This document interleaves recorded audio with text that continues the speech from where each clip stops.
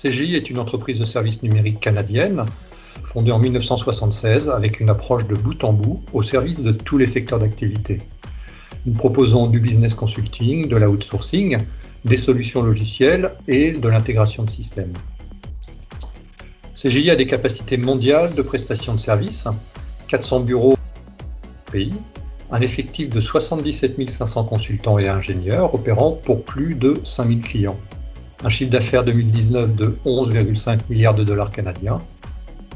En France, CGI est chef de file du conseil et des services numériques avec 11 000 professionnels et 23 implantations. La question du numérique responsable est depuis plusieurs années au cœur de nos réflexions. CGI est une entreprise de services numériques. Les deux termes sont importants. En effet, nous avons une responsabilité en tant qu'entreprise, je dirais comme les autres, et les responsabilités d'une entreprise qui fournit des systèmes d'information à ses clients et qui alors doit se soucier de l'impact environnemental global, long terme, des produits qu'elle leur livre.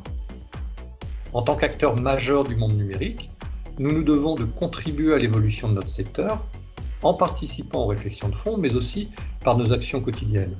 Cela prend forme dans la définition de nos axes stratégiques et décliné en actions d'amélioration continue dans nos pratiques. Un exemple concret en interne, l'augmentation de la durée de vie de notre matériel informatique. Par exemple, pour nos laptops, nous étendons l'utilisation de ceux-ci de 3 à 5 ans. Nous faisons aussi appel à des entreprises du secteur adaptées pour le reconditionnement et le recyclage de tous nos matériels informatiques. En moyenne, depuis 2017, 75% de notre parc bénéficie ainsi d'une deuxième vie. Pour les produits et services à destination de nos clients, CGI forme ses collaborateurs à l'impact du numérique et sur les leviers possibles pour sa réduction. Mais il reste beaucoup à faire, on ne peut pas avoir réponse tout seul à tout. C'est pour ça que nous travaillons avec l'écosystème externe pour une meilleure réflexion sur ces sujets et s'assurer d'aboutir à des savoir-faire pragmatiques et efficaces, finalement démontrables. CGI est partenaire de la chaire Good in Tech avec l'IMT et Sciences Po pour la construction d'un savoir-faire numérique responsable et la prise en compte de l'éthique dans l'intelligence artificielle. CGI est membre de l'AGIT depuis 2016. Elle participe à différents groupes de travail, dont le baromètre de Green IT. Notre volonté est d'être partie prenante à la définition des standards numériques et CGI intègre pour ces sujets l'inclusion et la diversité. Nous incluons depuis plusieurs années une participation du secteur adapté et les personnes en situation de handicap à nos propositions clients. C'est notre démarche Handy Ready. Être un acteur majeur des services numériques nous positionne dans un rôle d'influenceur et de conseil. Définir et exercer nos responsabilités nécessite de faire des choix éclairés d'engagement en relation avec nos valeurs. Mais comprendre l'ensemble des enjeux, leurs imbrications, les impacts relatifs qu'ils pourraient avoir dépasse la réflexion d'une seule entreprise. La technologie et le progrès nous forcent à dépasser le status quo actuel de valeurs sociétales non clairement établies. Par exemple, s'assurer de l'utilisation du préfixe smart dans tout ce qui est informatique n'est pas usurpé, mais est le fruit d'une réflexion sur comment minimiser l'impact global de l'IT dans ses usages. Ça, c'est un point important. Cela implique de s'ouvrir à d'autres parties prenantes, nécessaires à la réflexion globale et la construction de solutions. Contribuer à We Do Green IT est pour nous une évidence, c'est l'opportunité d'intégrer l'écosystème concourant à ces réflexions.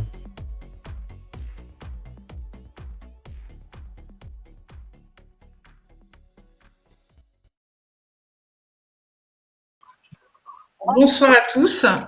Bonsoir à tous et bienvenue sur donc cette nouvelle table ronde dont je vous rappelle l'intitulé Éducation aux usages numériques durables. Quelle responsabilité pour les fournisseurs de services numériques? Un grand programme. J'ai la joie de... Alors merci beaucoup pour l'AGIT de m'avoir confié cette animation et je vais très très rapidement me présenter impoliment avant de donner la parole à Véronique Turner dans un premier temps, à Fabrice Rigolo dans un deuxième temps, et ensuite, dans un dernier temps, Marc Zaobré, qui vont se présenter très bien eux-mêmes. Je vais leur laisser la parole dans un tout petit moment. Je voulais juste vous préciser pourquoi je pouvais éventuellement animer ce type de table ronde. Donc, je suis effectivement fondatrice de la Maison de l'informatique plus responsable et également associée de la structure et de la société MIR Conseil et Formation. Et je travaille sur cette question-là depuis 2012. Alors, je vais donner très très rapidement la parole à Véronique Turner, sachant que ce qui nous intéresse vraiment dans cette table ronde, c'est effectivement de réfléchir sur comment sensibiliser, comment parler de l'impact et qu'est-ce qu'on peut faire avec ce type de sensibilisation et mettre en pratique des bons conseils. Et cela va revenir à voir comment sensibiliser à des usages numériques durables face à un design additif, des algorithmes monétisés, un objectif de croissance illimitée. Donc, comment peut-on faire durable avec un objectif économique de l'illimité? C'est peut-être à voir ensemble. Donc, je vais donner tout de suite la parole à Véronique Turner, à qui je vais demander, donc, merci beaucoup d'être là, et à qui je vais demander de se présenter, et ensuite de nous parler d'un beau programme. Elle le fera très bien. Merci Véronique, à vous. Merci Béla pour cette introduction. Donc, je suis Véronique Turner. Dans la vraie vie, je dirige une entreprise qui est spécialisée sur le numérique responsable, qui s'appelle AlterWest, une PME de 20 millions d'euros de chiffre d'affaires, un peu moins de 200 consultants. Et je suis par ailleurs également au conseil d'administration de Syntec Numérique, l'organisation professionnelle qui regroupe les acteurs du numérique, donc les éditeurs de solutions, les ESN, les entreprises de services numériques, mais également les sociétés de conseil en technologie, et puis tous les acteurs plateformes qu'on retrouve aujourd'hui, qu'on ne peut pas classer dans une des 3 précédentes catégories. C'est à peu près 2000 adhérents, et c'est important de voir que sur ces 2000 adhérents, c'est 90% de PME. Et donc, c'est à ce titre-là, en tant que administratrice de Syntec Numérique, que je vais prendre la parole ce soir, puisque en fait, la thématique, c'est quelle responsabilité finalement pour les acteurs du numérique. Et au sein du conseil d'administration, j'ai la chance en fait de porter un des 5 programmes stratégiques de Syntec Numérique, qui est le programme sur le numérique responsable. Et on a un volet très fort aujourd'hui sur la partie numérique et environnement. Et donc, comme le temps est limité, je vais vous rentrer dans le vif du sujet. Je vais vous parler d'une des initiatives phares que nous avons lancées en ce début de rentrée, là, le 8 octobre. Nous avons lancé une initiative qui s'appelle Planète Tech Care. Donc, je vous invite à aller visiter cette plateforme. C'est planète-tech-care avec un jeu de mots sur Tech Care, c'est TECHCARE.green. Alors, qu'est-ce que c'est que cette initiative? C'est une sorte de méta-initiative qui a pour objectif d'être un go-between entre des initiatives existantes, dont l'AGIT est partenaire, mais vous allez retrouver également The Shift Project, l'INR, greenIT.fr, des acteurs comme le CIGREF qui regroupe les DSI. Vous allez retrouver les directeurs de l'innovation à travers un acteur comme Systématique, Sinov Numérique qui représente un Syntec Numérique, mais pour les tout petits acteurs. Voilà, donc vous retrouvez une dizaine de partenaires qui sont engagés dans Planète Tech Care. Et puis d'un autre côté, vous retrouvez des entreprises et des acteurs de la formation qui s'engagent pour réduire leur empreinte environnementale. Alors, comment ils s'engagent? Au travers d'un manifeste. Ce manifeste est assez peu engageant, mais c'est une volonté affirmée de Planète Tech Care. Il dit 3 choses, ce manifeste. 1, qu'on reconnaît la part du numérique sur l'empreinte environnementale. 2, qu'on souhaite la mesurer. Et 3, qu'on souhaite la réduire ou la maîtriser, puisque certains acteurs sont tout petits, ils vont faire une forte croissance et ne pourront pas être dans de la réduction. Donc, ces acteurs, qui peuvent être des entreprises de la tech ou des entreprises hors tech. Vous avez aujourd'hui évidemment des représentants de Syntec Numérique qui sont signataires de Planète Tech Care, mais vous avez aussi des entreprises très différentes. Vous avez des gens comme TF1, Cdiscount, AXA, AG2R. Enfin voilà, vous retrouvez les aéroports de Paris, Crédit du Nord. Vous avez des entreprises vraiment de tout secteur qui se sont engagées à travers Planète Tech Care. Des acteurs de la formation, vous allez retrouver des écoles de la grande école du numérique comme Simplon, mais vous allez retrouver également des acteurs spécialisés comme l'Epitech ou des grandes écoles comme l'Institut Polytechnique de Paris. Tous ces acteurs-là s'engagent en signant un manifeste et derrière ont le droit gratuitement à un programme d'accompagnement, des ateliers qui tout au long de l'année vont leur proposer des programmes de sensibilisation, de formation, de partage de bonnes pratiques, de retour d'expérience pour les aider concrètement à passer de leur engagement à l'action. Donc, c'est une initiative très concrète, une plateforme qui a l'ambition d'accélérer les acteurs qui veulent s'engager sur la réduction de leur empreinte environnementale sur le volet numérique. C'est un objectif de passer à l'échelle. Aujourd'hui, il existe énormément d'initiatives. Je vous ai dit, nos différents partenaires, ça fait plus de 10 ans qu'ils œuvrent sur ce sujet. Mais on est encore dans un secteur très atomisé. Donc, Planète Tech Care s'est massifié pour passer à l'échelle et pour engager le maximum d'acteurs et avoir énormément d'impact. Nous comptons, vous voyez, là, nous avons lancé l'initiative, nous avions à peu près une centaine de signataires. Déjà, on n'en a pas loin de 150 signataires à date. Et donc, l'objectif est de rapidement atteindre plusieurs centaines de signataires et de pouvoir toucher au travers de nos ateliers tous les mois des milliers de personnes qui sont présents dans ces différentes entreprises, qu'ils soient au niveau de la RSE, au niveau de la DSI ou dans toute autre activité de l'entreprise. On a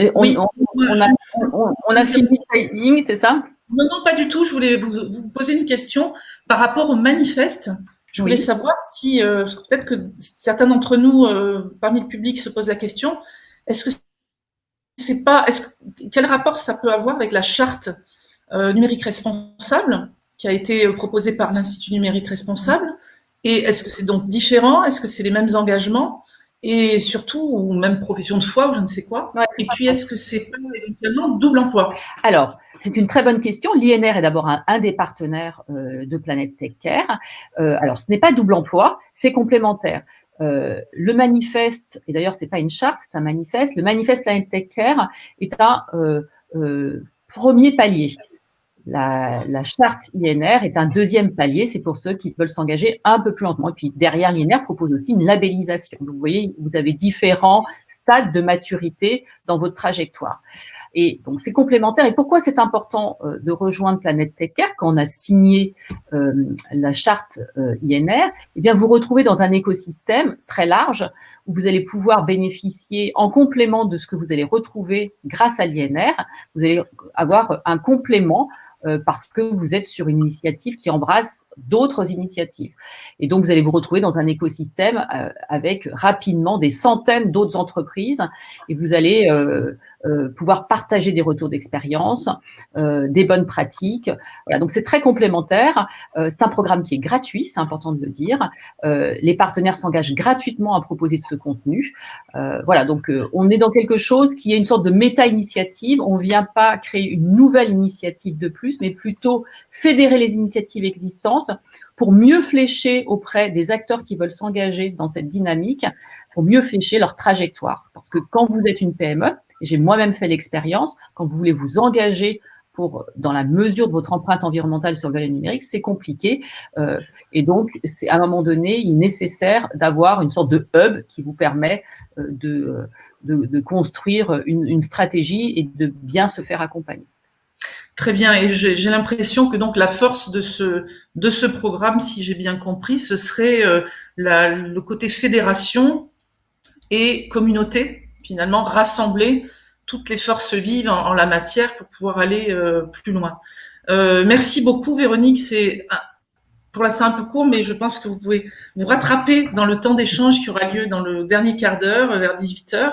Je vais devoir passer avec plaisir la parole à Fabrice Rigolo de CGI. Je ne le vois pas, mais il n'est sans doute pas loin. Voilà. Fabrice est avec nous par téléphone. Ok, par téléphone, très bien. Donc, alors moi, je vais aussi me disparaître, je pense, parce que il n'y a pas de raison que je sois là alors que je ne parle pas. Fabrice, je vais vous laisser. Donc, merci beaucoup d'avoir accepté l'invitation. Je vais vous laisser vous présenter aussi, présenter CGI si toutefois c'est nécessaire pour les autres. Et puis, vous interroger surtout vous écouter surtout sur la partie action d'éducation, jeunesse, adolescents et supérieurs qui m'a fortement intéressée quand nous avons eu l'occasion de préparer un peu cet événement. Je vous laisse la parole avec plaisir. Bonjour. Alors, présentation de CGI, préparer une vidéo qui, je crois, il y a une émission où sera passée pour avoir plus de détails sur ce qu'est CGI, dans le monde et en France. En grand résumé, c'est une entreprise de capacité mondiale de prestation de services dans le numérique, présent dans 40 pays avec 400 bureaux. Et on est 11 000 professionnels avec 23 implantations dans le conseil et les services numériques en France. Voilà.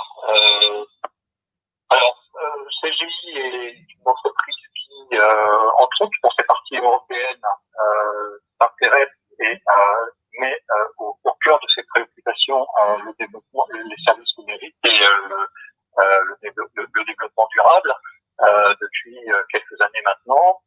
Mais pour ce sujet-là, c'est un sujet qui pour nous est toujours d'actualité parce qu'il manque un certain nombre de facettes que petit à petit on construit en amélioration continue pour s'assurer quelque part d'un côté d'être comme toute autre entreprise dans une démarche. Fabrice, pardon, le son est un peu lointain. Est-ce que c'est possible de se rapprocher un petit peu du téléphone, peut-être?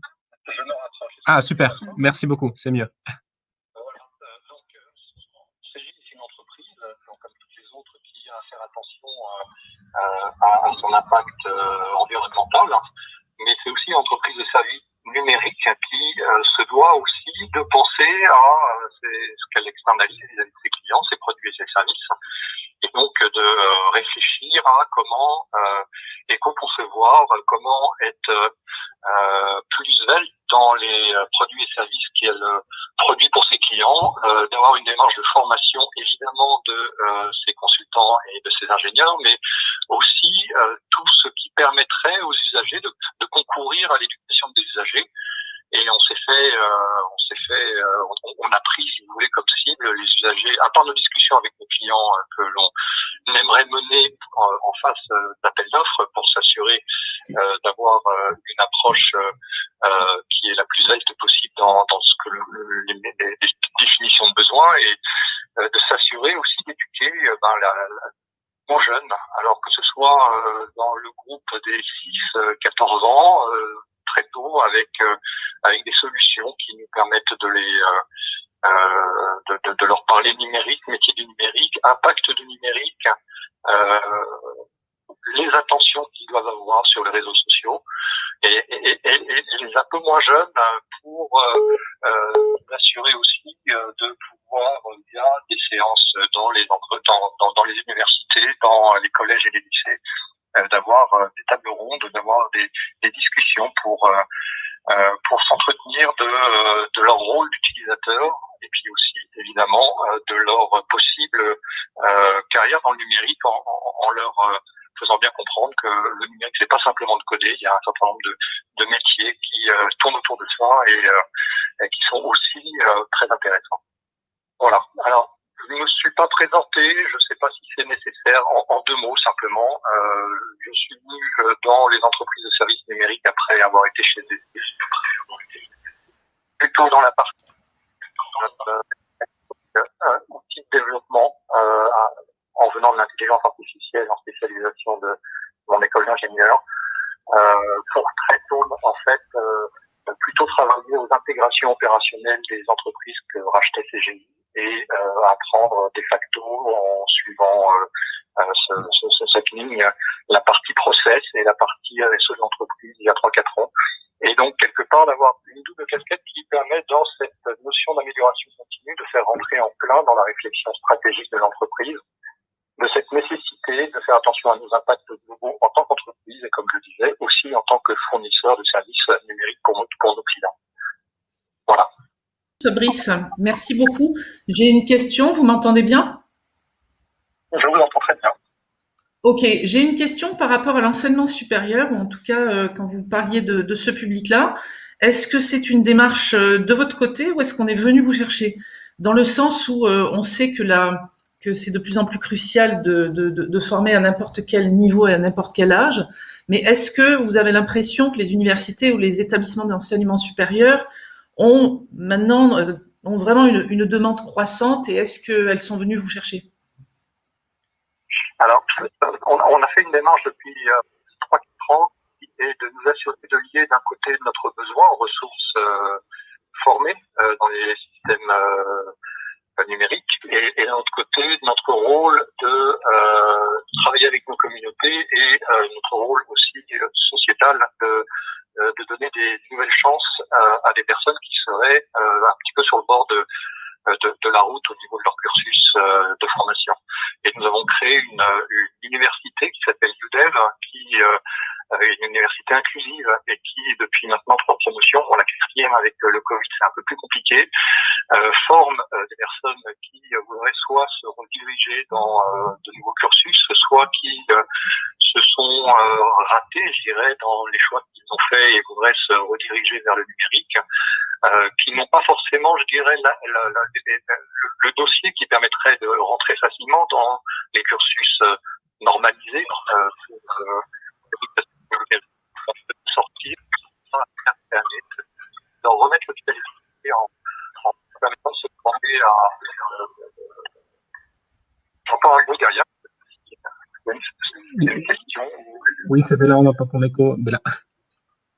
Moi, j'ai juste une question. Je suis pas sûre d'avoir entendu la fin de la phrase. J'ai une question. Je voulais savoir si vous aviez aussi, et ça sera peut-être la fin de votre intervention, hélas, pour donner la parole à Marc. J'ai juste une question. Est-ce que vous êtes est-ce que vous êtes rapproché? Est-ce que vous travaillez un peu en bonne intelligence avec le Simplon, ou est-ce que c'est comparable comme initiative, notamment par rapport à ce que vous avez dit en dernier lieu? C'est vrai que c'est un peu similaire.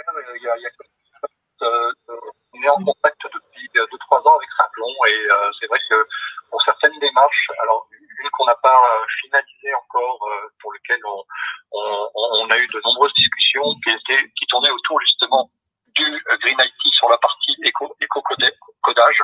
Donc là, on est dans la production du code, je dirais, sur de la meilleure façon pour réduire son impact global par rapport aux fonctionnalités demandées, de s'assurer de travailler ensemble par rapport au contenu et puis au contenu qu'on pourrait avoir, au savoir-faire de Simplon pour tout ce qui serait MOOC sur ce sujet-là. Voilà, mais c'est un sujet qui est un petit peu resté pending depuis ces derniers temps.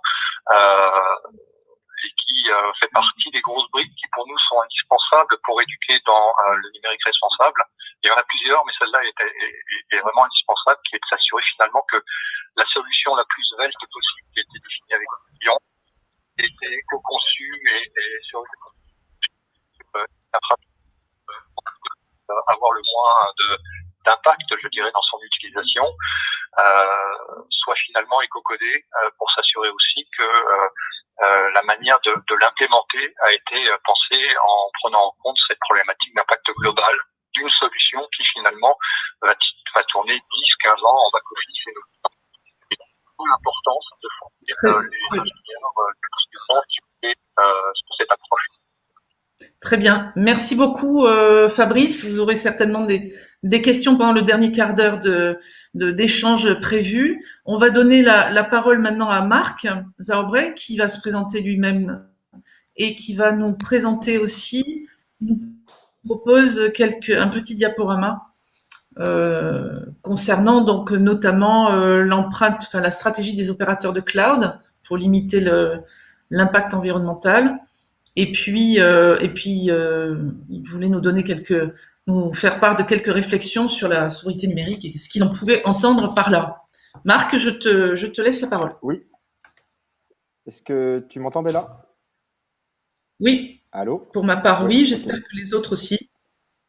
Parce que visiblement, j'ai un petit problème avec la caméra. Je pense que vous ne me voyez pas, mais c'est pas très grave. C'est pas on ne te voit pas, mais on voit tes slides. Voilà. Voilà. À toi de jouer. Donc, en 2 mots, donc Marc Zaubrey, moi je suis fondateur d'un cabinet qui s'appelle Green Switch, qui est tout récent et dont la vocation va être d'accompagner les organisations autour de la transition écologique, parce qu'il y a beaucoup de choses à faire.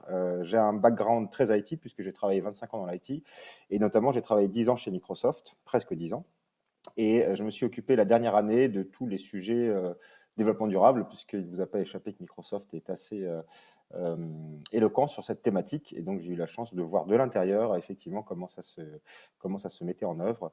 Si tu peux, alors par contre pour passer les slides, tu peux le faire, mais là où je peux le faire. Ah oui, c'est bon, je vois la petite flèche.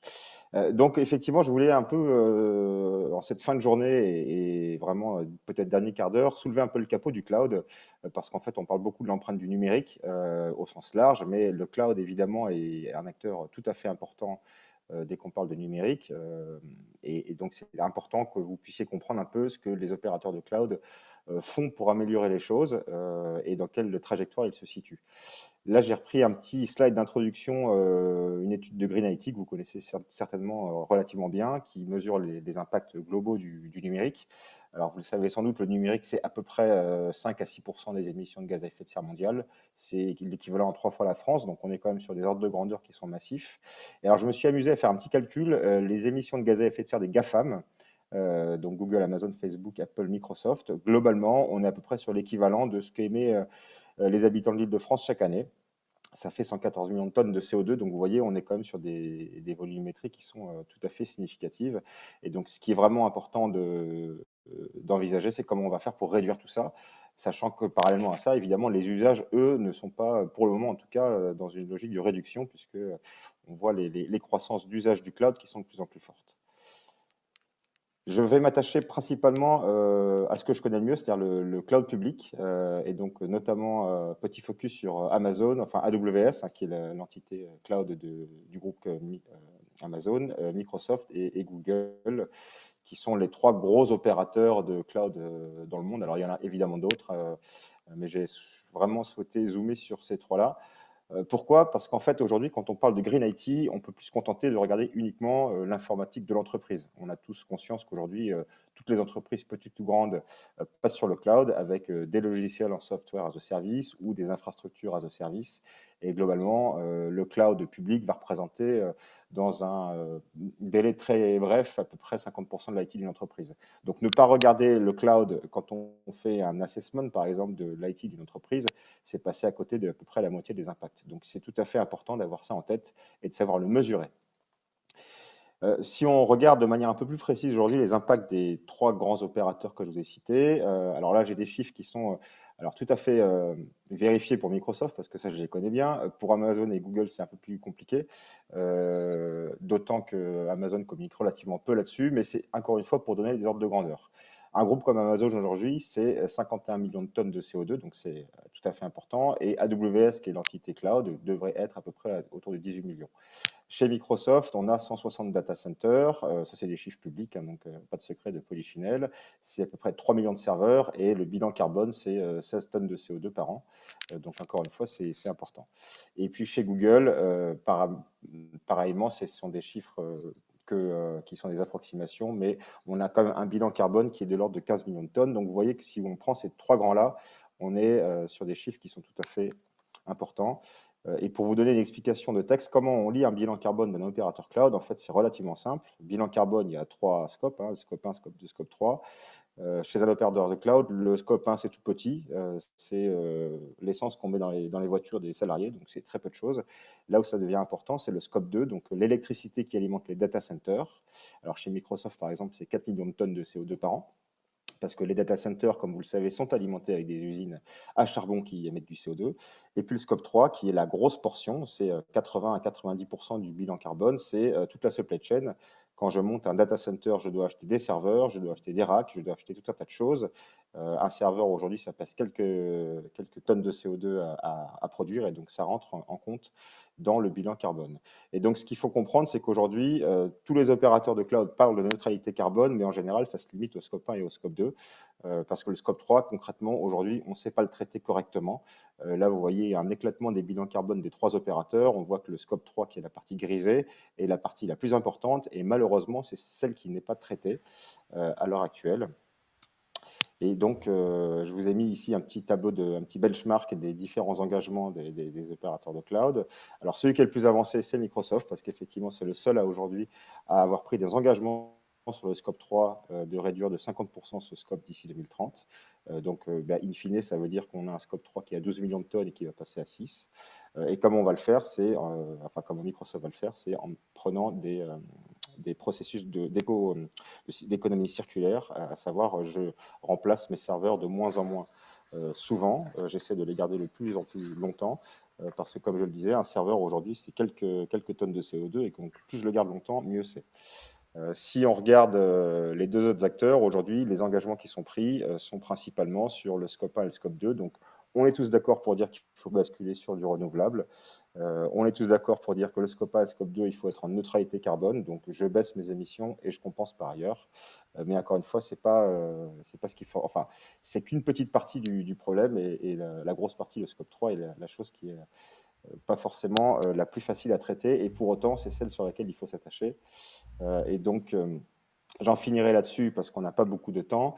Mais effectivement, ce qu'on voit, c'est que pour une organisation, migrer sur le cloud, c'est une bonne option parce que quand même, les opérateurs de cloud font de gros efforts, notamment sur tout ce qui est énergie renouvelable.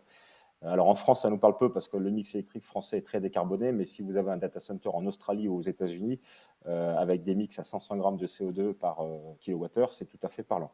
Donc migrer dans le cloud, c'est quand même une bonne idée. On peut arriver à réduire pour une organisation de 80% l'empreinte carbone de son IT. En revanche, là où il faut faire attention, c'est quand même de mesurer les impacts. Donc ça, Microsoft, par exemple, propose une calculette CO2 qui va vous permettre en tant que client de mesurer votre impact dans le cloud. Alors Amazon ne propose pas en direct, mais il y a des outils qui existent sur le web aujourd'hui pour pouvoir quand même faire des approximations.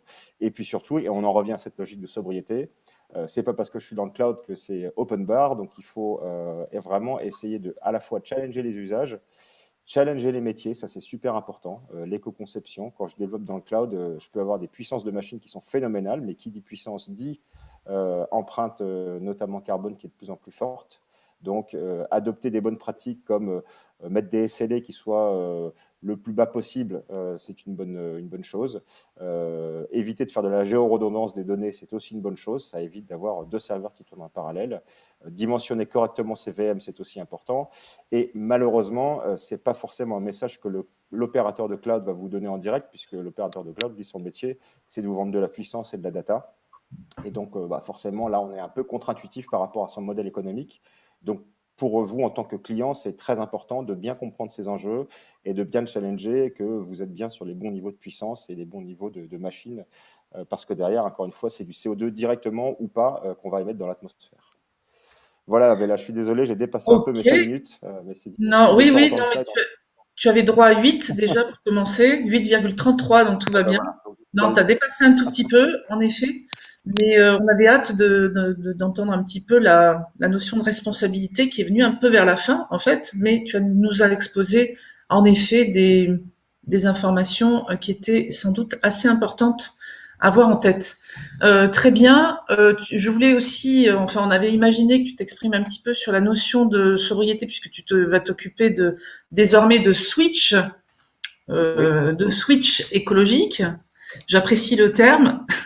Est-ce que tu peux juste dire un tout petit mot pour ensuite ne pas trop empiéter sur la partie échange et questions juste, qu'est-ce que tu entends, toi, par cette notion de sobriété numérique, puisque c'est l'expression désormais consacrée pour beaucoup, en tout cas.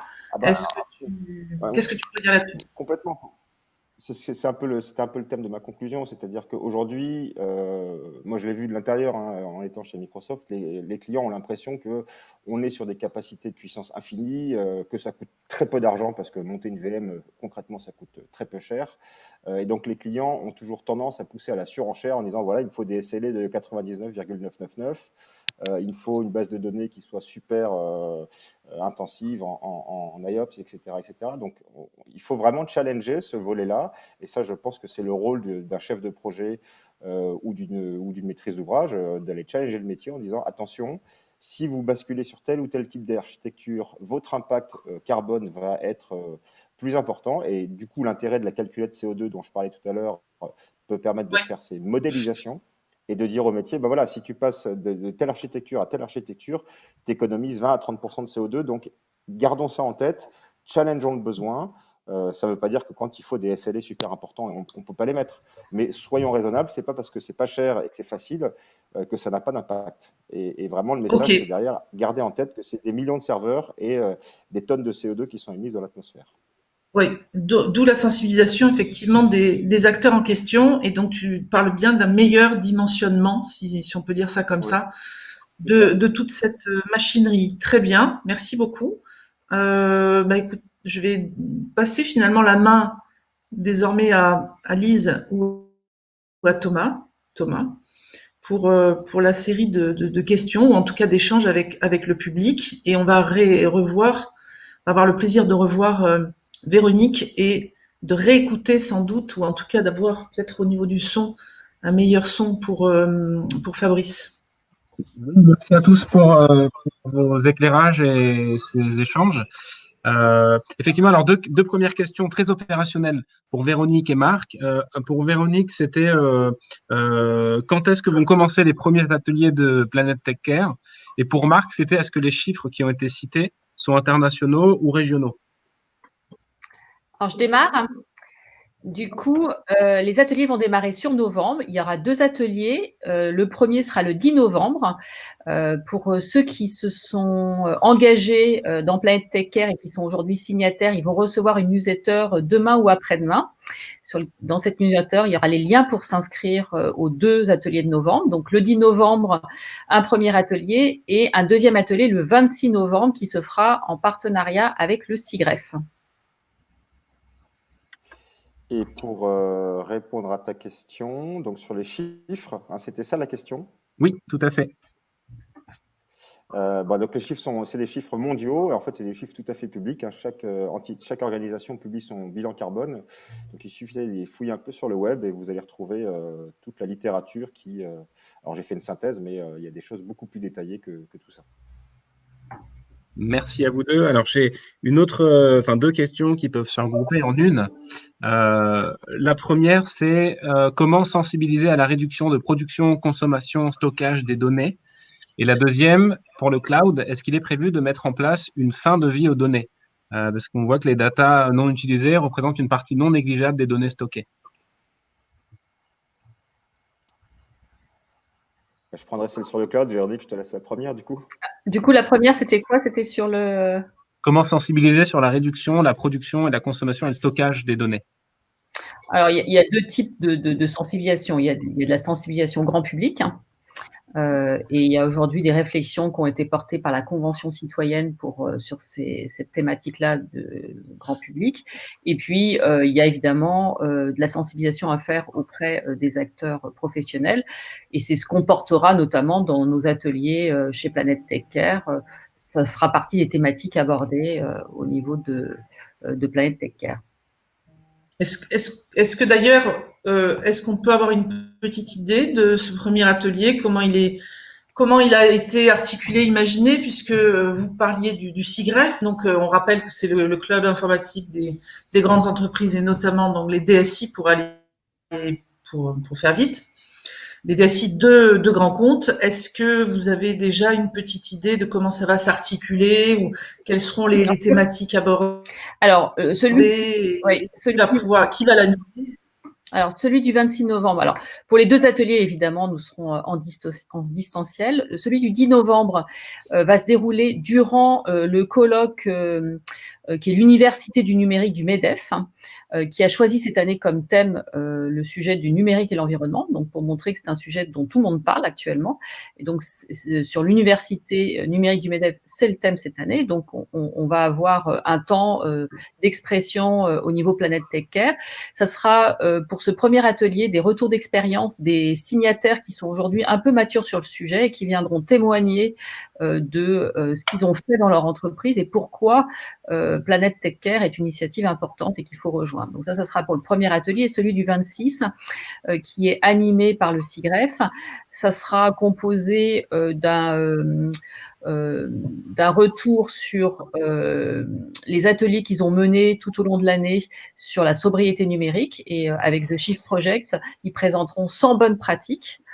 Et il y aura également 2 tables rondes qui sera sur un format retour d'expérience avec des entreprises qui ont participé aux ateliers du SIGREF tout au long de l'année, qui viendront témoigner des bonnes pratiques qu'ils ont mis en entreprise. Donc globalement, sur novembre, nous serons sur 2 ateliers de retour d'expérience et bonnes pratiques. D'accord, donc c'est en gros, on peut peut-être préciser au public ici présent qui n'aurait pas forcément encore lu le rapport qui vient de sortir il y a quelques jours du SIGREF, que ça sera en quelque sorte une animation de la substantifique moelle de ce rapport, avec notamment en effet les retours d'expérience. Alors pour ma part, juste j'en profite pour dire que bien évidemment je l'ai lu avec attention, je connais bien le SIGREF de mon côté, et j'étais assez étonnée de voir qu'il y avait un nouveau référentiel, et ça m'interroge un tout petit peu, car les référentiels, alors on avait celui du club Green IT qui était formidable parce que c'était le premier, il était extrêmement solide. Après, on a eu celui qui a été repris un tout petit peu, enfin qui est désormais celui d'ailleurs de l'INR. Et puis ensuite, on en a un qui est lié au label numérique responsable. Et puis maintenant, on en a un autre qui est avec des axes un petit peu différents du SIGREF. Donc j'avoue que, alors même si on a le temps de les étudier quand on travaille que sur ce sujet-là, est-ce qu'on n'a pas tendance quand même à parfois s'éparpiller? Est-ce que c'est bien de, alors on est tout juste fédéré, on a tout juste une communauté plus puissante et plus forte. On en parlait avec vous tout à l'heure. Est-ce que c'est pas un tout petit danger de remettre à nouveau l'ouvrage à chaque fois et de refaire un nouveau référentiel, etc., avec de nouveaux acteurs? Est-ce qu'il n'aurait pas fallu prendre le même travail et l'améliorer? Bien sûr, je pense que tout le monde a conscience autour de la table au niveau des partenaires que justement notre secteur est assez atomisé sur ces sujets-là et qu'il est bon en fait de se rassembler pour créer des communs. Ces communs, on les souhaite en open source et en open data pour qu'ils soient accessibles à toutes et à tous. Néanmoins, il peut y avoir à un moment donné quand même des spécificités en fonction du prisme de là où on parle. Et donc, j'ai pas fait moi une analyse en fait de l'ensemble des référentiels, mais j'imagine que celui du SIGREF présente aussi des caractéristiques précises par rapport à la problématique d'une DSI. Mais bien évidemment, on a tous conscience que parfois on refait un petit peu la même chose et qu'il est, comme c'était dit en introduction, là par Pure Storage, que c'est le temps des convergences entre la transition numérique et la transition écologique ou environnementale. C'est aussi à un moment donné pour nous, acteurs de l'écosystème qui œuvront depuis longue date sur ces sujets-là, d'un temps de consolidation de nos contenus pour également mieux flécher auprès des acteurs qui veulent s'engager en fait les différents contenus, méthodes et outils. Très bien. En tout cas, je vois que c'est quelque chose qui effectivement a un petit peu agité aussi d'autres personnes sur ces questions-là. C'est intéressant. Moi, j'ai toujours peur qu'on refasse effectivement, enfin, c'est pas réinventer la roue, pas du tout, hein. Mais je pense que c'est bien de pouvoir développer, de pouvoir approfondir des choses qui existent déjà, plutôt que de. C'est pour ça aussi, ça rejoint un tout petit peu l'idée la question que je posais sur manifeste et charte, même si je vois très bien la différence, hein, il n'y a pas de problème. Mais simplement, j'ai peur que des nouvelles entités, des nouvelles entreprises qui rentrent sur le sujet, qui sont un peu vierges entre guillemets, j'ai un tout petit peur de la dispersion. C'est un petit danger, hein, je crois. Et puis j'ai peur aussi. Alors là, je vais peut-être mettre les pieds dans le plat. Je suis désolée, mais c'est un peu mon rôle aussi. Je ne sais pas ce que vous en pensez, tous les trois intervenants de ce soir. Ne faut-il pas non plus se prémunir ou en tout cas se méfier d'un éventuel greenwashing? C'est-à-dire tout le monde va finalement signer ce manifeste, tout le monde va vouloir faire une signature de charte, etc. parce que ça fait bien. Et puis en plus, j'ai l'impression que par exemple, est-ce qu'on va peut-être se limiter à inclure le joli logo de Planète Tech Care et puis après on laisse tranquille? Bon, je ne veux pas trop insister là-dessus, mais ça peut être un petit danger aussi. Qu'en pensez-vous? Alors, je pense que c'est une bonne question, mais là, on se la pose tous quand on est acteur et engagé sur le sujet numérique et environnement et plus largement du numérique responsable. On a toujours peur, en fait, que nos actions n'aient pas d'impact. Je pense que, d'abord, tous les gens qui rejoignent l'initiative ont été vus et ce sont des gens qui portent des engagements forts et depuis plusieurs années. Donc, je crois qu'il y a une vraie volonté. Après, parfois, il y a de la volonté et puis cette volonté, elle passe pas à l'action. Et donc, c'est pour ça que Planète Tech Care, c'est pas juste un manifeste, c'est aussi un programme d'accompagnement. Ce programme va être suivi. On va accompagner tous ces signataires pour que on passe de l'engagement à l'action. Il y a autour de Planète Tech Care des projets également à un moment donné de créer un annuaire qui permettra de les mettre en relation avec des prestataires qui vont pouvoir les accompagner opérationnellement sur la mesure, la réduction, comme ce que propose quelque part Marc dans sa nouvelle entité. Et donc voilà, donc Après, je crois que le pire, ça serait de se dire on fait rien et on veut pas, je dirais, agir parce qu'on a toujours peur en fait du greenwashing. Je crois que on a passé un point d'inflexion. Les entreprises qui s'engagent et les acteurs qui s'engagent aujourd'hui, les acteurs d'information, sont des gens réellement, sincèrement, ont envie de faire leur part. Ils savent pas forcément comment et on est là pour les aider. Après qu'il y ait une multiplication d'initiatives, et c'est tout l'intérêt de Planet Tech Care aujourd'hui, c'est de faire un hub qui permet en fait de flécher toutes ces initiatives. Elles ont tout un intérêt, elles ont toute une raison d'être. Et ensuite, par contre, on peut, entre nous, entre toutes ces initiatives, on peut se dire qu'il y a certains communs que nous partageons. Et sur ça, il ne faut pas que chacun réinvente en fait la roue, comme vous l'avez dit tout à l'heure. Il faut qu'on travaille ensemble. Et là, on est plutôt au démarrage de cette collaboration, puisque Planet Tech Care vient d'être lancé.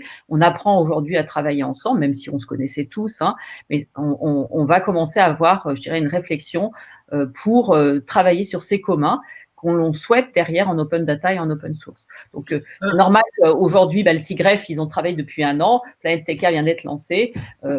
On va voir ensemble pour l'année prochaine comment on va, je dirais, construire ces communs. Alors, je vais peut-être reprendre la Véronique, main. on est bien d'accord. Mais là, on a d'autres questions, pardon. Je me permets juste de reprendre la main pour Marc. Et la question sur le cloud, est-ce qu'il est prévu de mettre en place une fin de vie aux données? Et effectivement, je conçois le fait que l'initiative Planet Tech Care soit intéressante. Si on a un peu de temps, on pourra continuer à échanger dessus après. Je prends cette question. Alors, juste, je voulais rebondir sur le propos de Véronique par rapport à cette notion de greenwashing sur laquelle, effectivement, tout le monde est, je dirais, très vigilant, et tant mieux. Pour l'avoir vécu de l'intérieur, je peux vous assurer d'une seule chose, c'est que le management international de Microsoft a pris un vrai virage tout à fait sincère. Je te parle de mon ancien employeur, donc voilà, je ne suis pas forcément objectif, mais je l'ai vraiment vécu de l'intérieur. Un virage complètement sincère sur le fait de dire on a collectivement un très gros problème, il va falloir qu'on le résolve. Et donc Microsoft, comme d'autres, a mis des moyens et des ambitions. Ce virage, il date quand même, il est relativement récent, hein. C'était il y a 12 à 24 mois. Mais il y a une vraie force de volonté d'avancer là-dessus. Et donc, certes, ça peut s'apparenter quelquefois à du greenwashing, mais ce qu'il faut, c'est être transparent, dire ce qu'on fait et faire ce qu'on dit. Et les choses vont mieux comme ça. Pour rebondir sur la question, donc sur les données dans le cloud, aujourd'hui, un opérateur de cloud ne prendra pas la responsabilité d'aller effacer à la place de l'utilisateur les données, même si ce sont des données qui sont là depuis 1 ou 2 ou 3 ans et qui ne sont pas utilisées. Ce qui peut se passer, c'est qu'on a des mécanismes de hot storage et cold storage, c'est-à-dire qu'en gros, si la donnée, l'opérateur de cloud se rend compte qu'elle n'est pas utilisée depuis longtemps, il va la stocker sur un serveur qui est beaucoup moins gourmand en ressources et en énergie, etc. Mais en aucun cas, l'opérateur pourra prendre la responsabilité d'effacer une donnée, parce que là, il se tire une balle dans le pied. Donc, on revient sur le sujet de l'éducation. Il faut que les gens, et aussi bien pros que particuliers d'ailleurs, prennent l'habitude de faire le ménage de la boîte mail, et surtout des kilos et des kilos de photos qu'on a tous stockées sur iCloud ou Gcloud, etc. Parce que ça pèse beaucoup en termes de poids. Mais voilà, c'est encore une fois, c'est de l'hygiène numérique qu'il faut mettre en place, mais ce n'est pas l'opérateur qui pourra le faire à la place de l'utilisateur. Merci Marc pour cet éclairage. Alors on a une question de Cyril qui nous dit voilà le bâtiment, le secteur du bâtiment a mis en place des initiatives avec notamment des mécanismes de certification officielle par rapport à la performance environnementale constatée dans un bâtiment dans son ensemble. Est-ce qu'aujourd'hui on est mature sur le sujet du numérique pour faire la même chose, pour reproduire un peu Pardon, juste, je rebondis là-dessus parce que c'est aussi un sujet intéressant sur le cloud. Sur le cloud, il y a tout un tas de labels et de certifications. Il y a des mesures, hein. On parle par exemple du Power Usage Effectiveness qui calcule l'efficacité énergétique d'un data center. Donc c'est déjà relativement normé, si je puis dire. Alors après, peut-être que le bâtiment est un peu plus en avance, mais il y a quand même pas mal de choses qui existent aujourd'hui. Oui, peut-être pour compléter ce que dit Marc aujourd'hui, je pense que pas mal d'industries, notamment celle du bâtiment ou celle du monde de l'agroalimentaire, sont un peu plus en avance en fait sur les mesures et les labels et certifications. Néanmoins, il existe aujourd'hui des labels et certifications. C'est le cas pour le monde des data centers où il y a un certain nombre de labels et certifications qui existent. Il existe des labels et certifications également sur les sujets de numérique responsable. Bon, il faut quand même être honnête aussi entre nous qu'aujourd'hui, il y a un peu des trous dans la raquette quand même pour mesurer en ACV, c'est-à-dire des cycles complets de vie, les services numériques. On ne sait pas bien faire une mesure complète en ACV d'un service numérique à date. On n'a pas forcément un consensus sur les méthodes et on n'a pas forcément toutes les données. Donc, c'est des travaux qui sont en cours. Et on a bon espoir que dans l'année 2021, il y a des choses qui aboutiront. Il y a notamment l'ADEME qui est à la manœuvre sur ces sujets-là.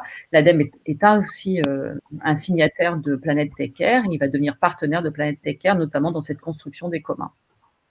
On cite d'ailleurs, on pourrait compléter, merci beaucoup Véronique, on pourrait compléter justement en citant précisément le programme NegaOctet.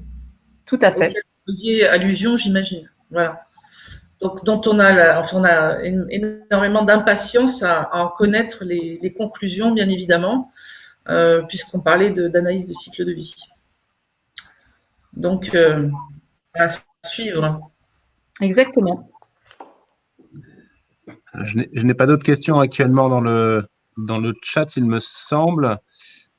Du coup, je te laisse reprendre la main. Béla, si tu as quelque chose à rajouter. Et puis après, si vous voulez, on passe au sondage sur lequel on va communiquer les résultats en fin de conférence, à la fin de la semaine.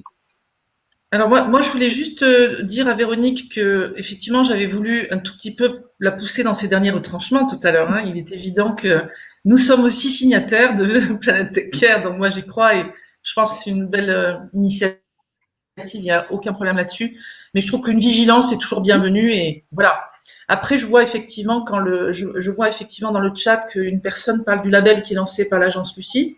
Effectivement, on l'a pas forcément évoqué, mais on pourrait parler effectivement du label numérique responsable, qui est et qui fait donc l'objet d'une vraie démarche, en commençant notamment, et ça va peut-être boucler la boucle par rapport au sujet aussi de ce soir, en commençant par en effet une formation à cette labellisation, puisqu'il y a 3 jours où il y a à la fois la formation sur le label, le process, et puis à la fois la formation sur les fondamentaux des impacts environnementaux du numérique.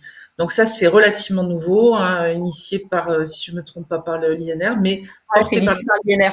On en a parlé tout à l'heure dans la charte qui est portée par l'INR, et puis ensuite, il y a l'étape suivante qui est le label.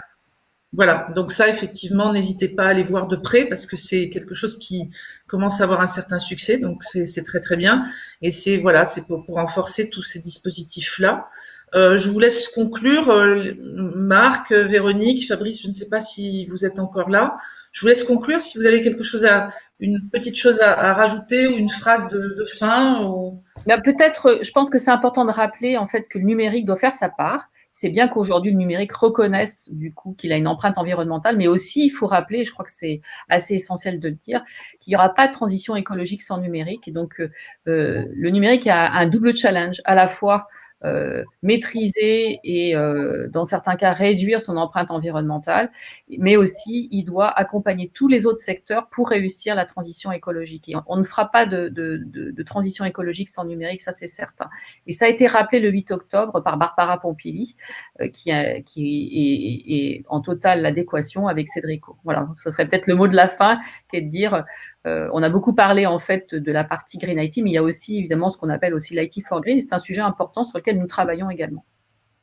Très bien, merci beaucoup Véronique. Marc, tu aurais une petite chose à rajouter ou à dire ou une petite phrase de conclusion? Un petit mot de conclusion, effectivement, et pour rebondir sur ce que disait Véronique, l'IT for Green, effectivement, on pense tout de suite à tout ce qui est Smart City, tout ce qui est objets connectés, etc., qui sont des sous-jacents tout à fait importants de la manière dont le numérique peut accompagner la transition écologique.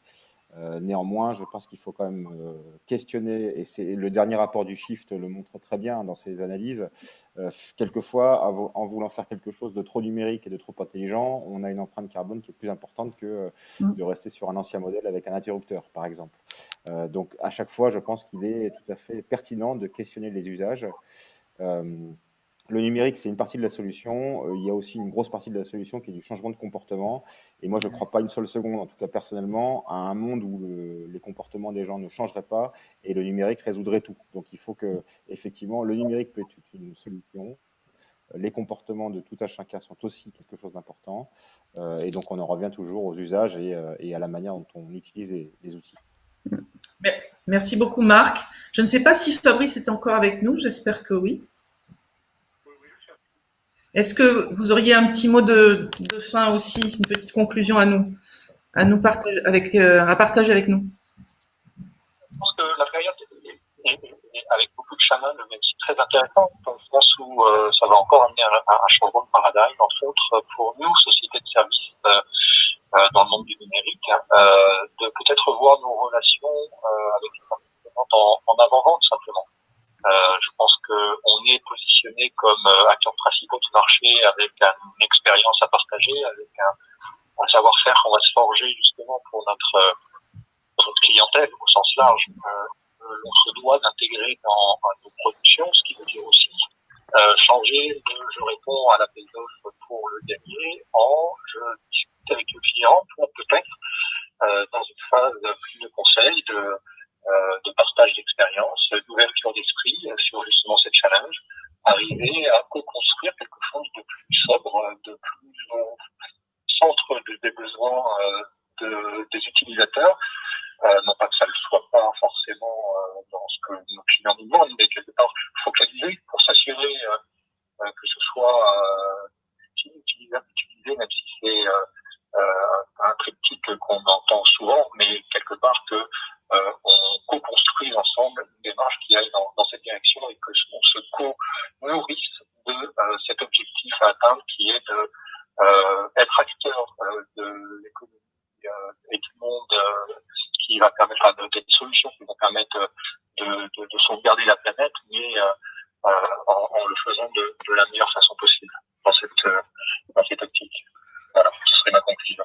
Merci Fabrice. Alors désolé, le son était un peu lointain. Voilà, j'espère que vous avez entendu. Sinon, on mettra le replay de la conférence avec, j'imagine, quelques sous-titres.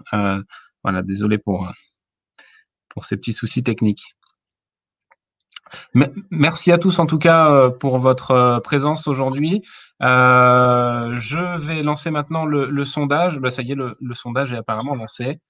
Voilà, donc je vous invite à répondre au sondage et nous allons très bientôt mettre fin à cette conférence. Merci à tous les intervenants et à tous les participants de nous avoir rejoints. Et n'oubliez pas, demain, nous avons nos deux autres sessions, les deux dernières sur ces 3 jours de conférence We Do Granity.